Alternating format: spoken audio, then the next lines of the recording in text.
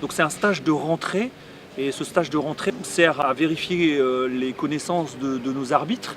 Il y a eu un atelier test théorique, où là, pendant 45 minutes, ils devaient répondre à un questionnaire avec des questions pour la moitié connues et l'autre moitié les découvrait. On a eu un atelier de consignes et modification des lois du jeu. Ensuite, on a eu l'atelier test physique où les arbitres devaient accomplir 30 fois 61 mètres en 15 secondes, avec à chaque fois 20 secondes de récup.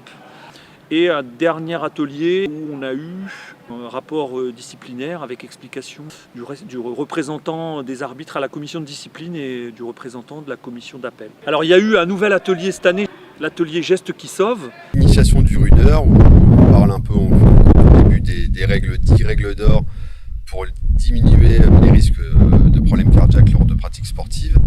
Et par la suite, une initiation aux gestes de secours, donc sur les techniques de massage cardiaque chez l'adulte, avec l'utilisation d'un défibrillateur. Le but, réellement, c'est de maximiser les chances de survie des potentielles victimes. Les premières minutes sont cruciales. On peut estimer qu'à peu près les victimes vont perdre 10% de chances de survie par minute qui passe. Les premières personnes sur place sont cruciales pour sauver la vie de la victime. L'idéal, c'est que les gens suivent des formations complètes. Non, c'est déjà bien au moins de sensibiliser un grand nombre de personnes, ne serait-ce que sur le massage cardiaque et l'utilisation d'un défibrillateur.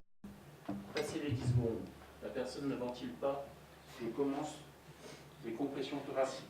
Sur la journée, on a eu un ressenti positif de la part des arbitres et des formateurs, puisqu'on a eu plus le temps d'exposer les nouveautés, et de faire également des formations complémentaires. On n'a tiré que du positif de cette journée, puisqu'on a pu beaucoup plus expliquer aux arbitres notre mode de fonctionnement, notre vision pour la saison à venir.